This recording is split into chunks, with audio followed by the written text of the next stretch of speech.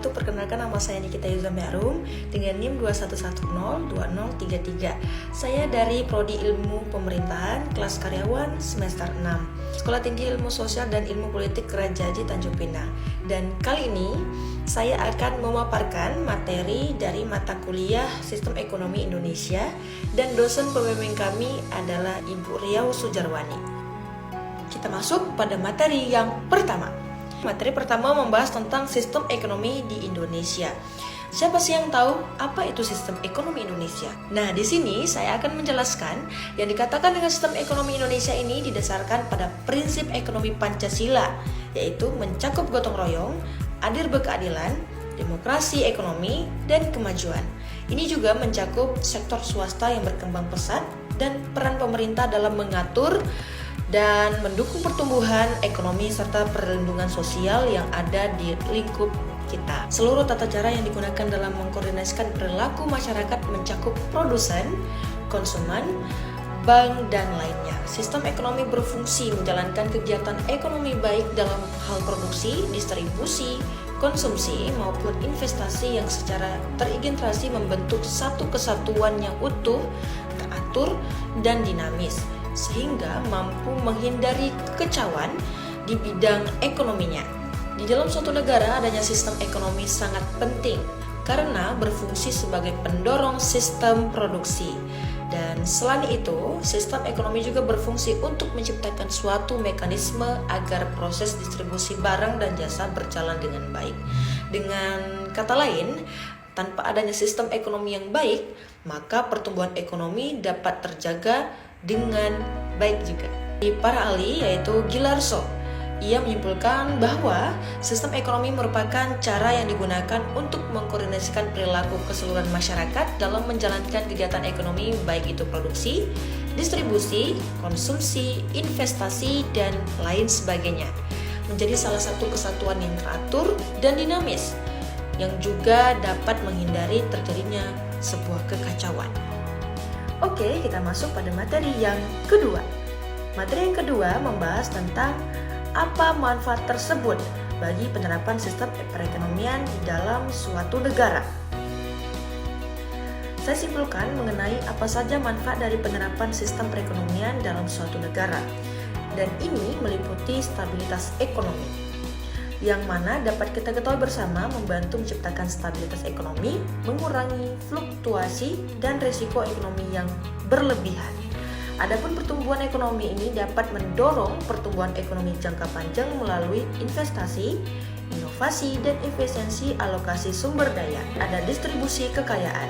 Ini yang lebih merata dengan memberikan akses yang lebih baik terhadap pekerjaan, pendidikan, kesehatan, dan infrastruktur. Sistem perekonomian dapat meningkatkan sebuah kesejahteraan masyarakat secara keseluruhan. Kita masuk pada materi yang ketiga. Materi yang ketiga ini berisi tentang negara mana yang termasuk ke dalam klasifikasi sistem ekonomi dilihat dari ideologinya. Negara mana ya kira-kira? Menurut pendapat saya, sistem ekonomi yang dapat kita lihat dari berbagai ideologi yang mendasari dan beberapa negara yang mewakili sistem ekonomi tertentu seperti kapitalisme. Di dalam itu ada Amerika Serikat, kapitalisme yang kuat dengan pasar bebas dan peran yang terbatas dari pemerintah dalam ekonominya. Ada juga negara Inggris, negara dengan sejarah panjang dalam sistem kapitalis di mana kegiatan ekonomi utamanya dipimpin oleh pasar. Republik Rakyat Tiongkok, negara dengan sistem sosialis terkendali di mana pemerintah memiliki kendali besar terhadap sektor-sektor kunci ekonomi. Dan ada juga negara Kuba.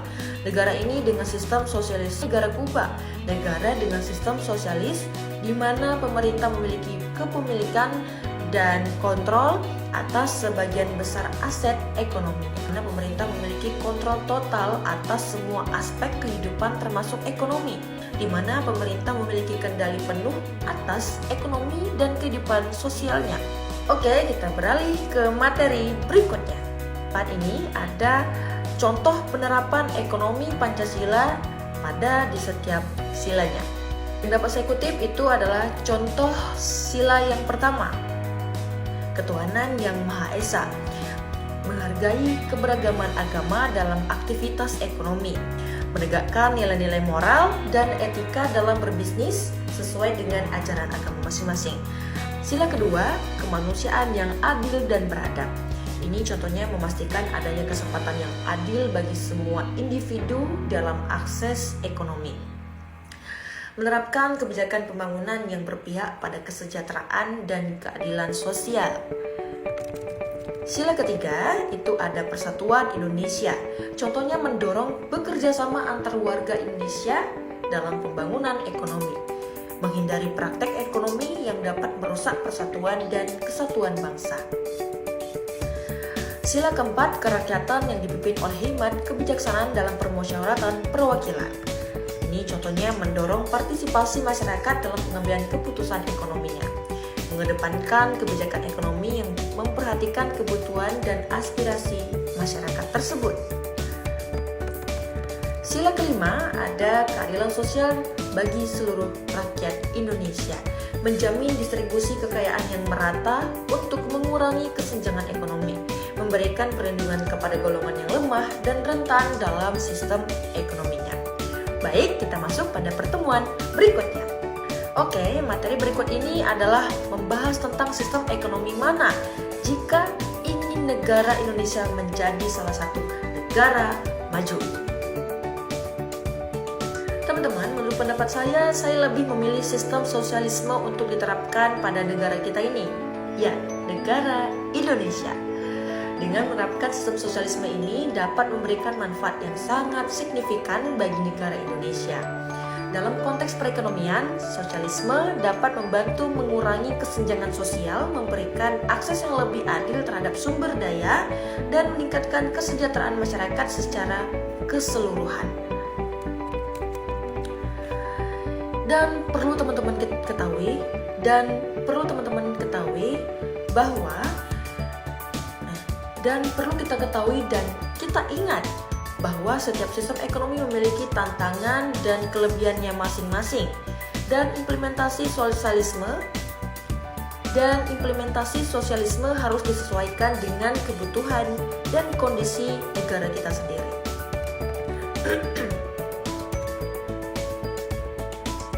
Kita masuk pada materi berikutnya. Materi yang keenam. Materi kali ini membahas tentang unsur-unsur dari kebijakan ekonomi yang ada di negara Indonesia.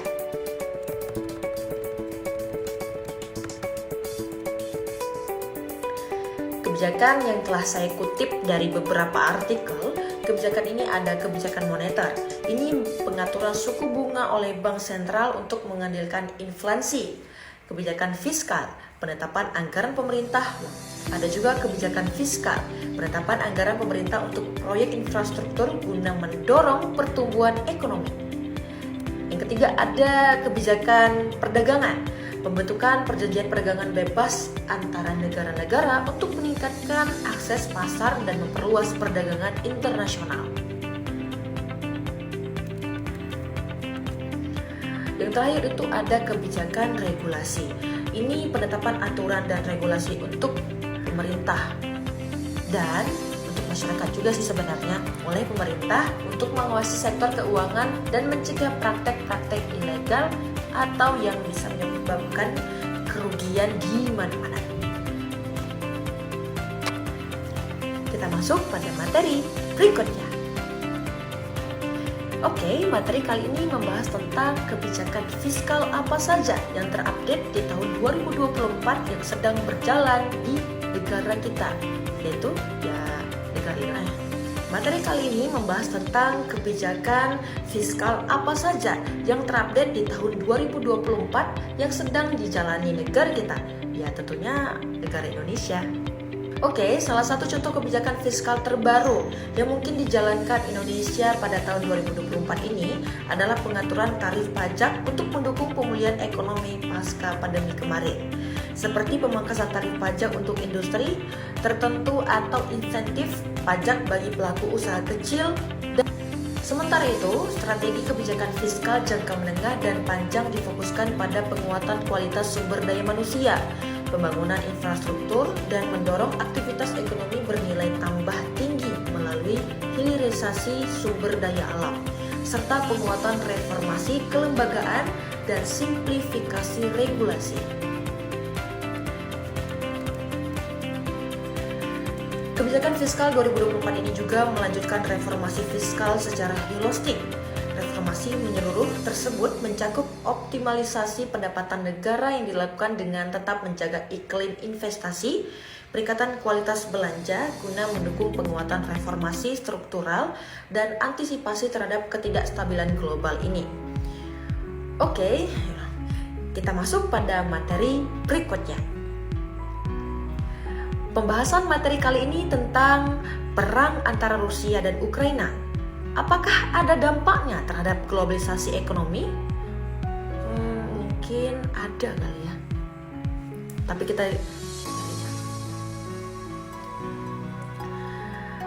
pada pertemuan kali ini membahas tentang perang Rusia.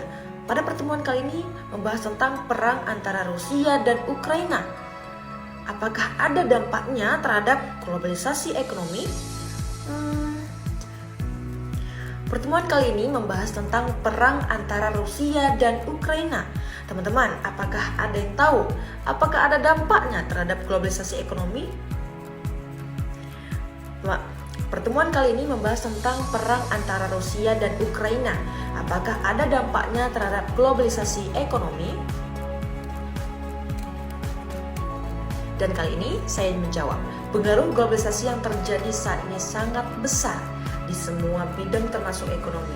Dan konflik ini pun semacam dapat mengganggu aliran perdagangan internasional dan akhirnya menyebabkan ketidakstabilan di pasar keuangan global. Dan juga bakal mengganggu rantai pasokan global tergantung pada sektor yang terlibat.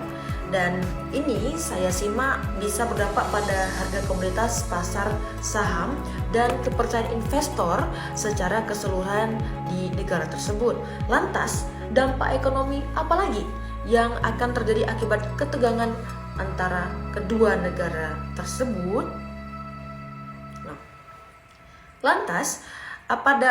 Lantas, dampak apa lagi yang akan terjadi akibat ketegangan ekonomi kedua negara tersebut?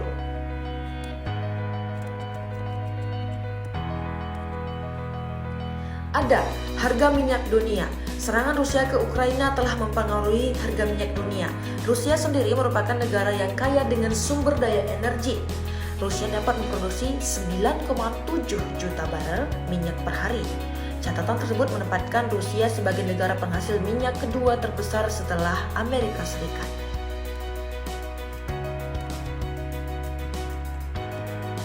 JP Morgan memperingatkan bahwa jika ada aliran minyak Rusia yang terganggu oleh krisis, maka harga minyak bisa dengan mudah melonjak menjadi 120 US dollar per barel.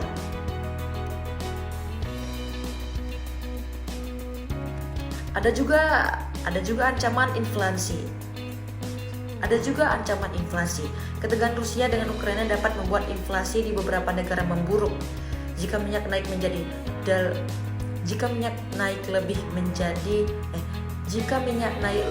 lebih dari 100 US dollar per barel, tingkat inflasi di Amerika Serikat secara tahunan bisa naik hingga 10%. Harga minyak akan dibebankan yang tinggi akan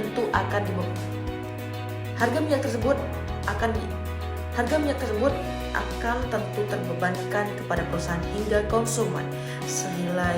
Selain energi, komoditas lain dapat mengalami gejolak harga seperti logam, aluminium, dan palladium.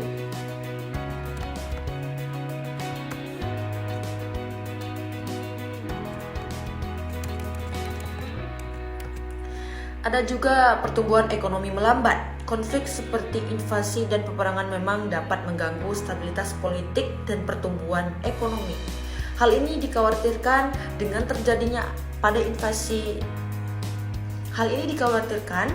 dapat terjadi pada invasi yang dilakukan Rusia.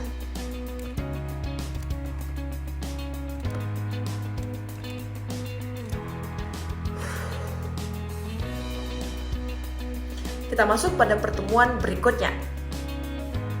Pertemuan kali ini menjelaskan tentang perkembangan BUMN 15 tahun yang lalu dengan yang sekarang. Itu seperti apa sih? perkembangan badan usaha milik negara. Oke, setelah saya membaca perkembangan badan usaha milik negara di Indonesia dalam kurun waktu 15 tahun terakhir 2009, kurang lebih 2009 sampai dengan 2024, menunjukkan perubahan signifikan dalam beberapa aspek, termasuk kinerja keuangan,